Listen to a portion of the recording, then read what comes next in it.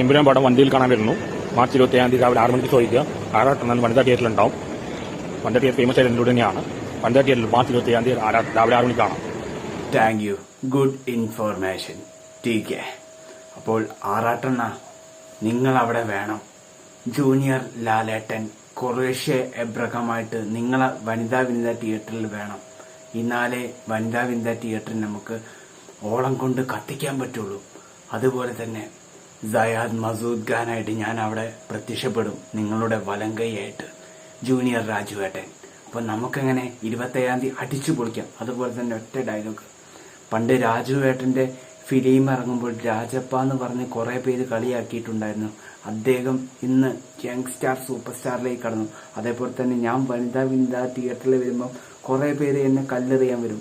പക്ഷെ നാളെ രാജുവേട്ടൻ അംഗീകരിച്ച പോലെ എന്നെ അംഗീകരിക്കും, ലാലേട്ടൻ അംഗീകരിച്ച പോലെ ആറാട്ടൻ അംഗീകരിക്കും. അപ്പൊ 27 നമുക്ക് വനിതാ വെച്ച് കൂട്ടിമുട്ടാൻ.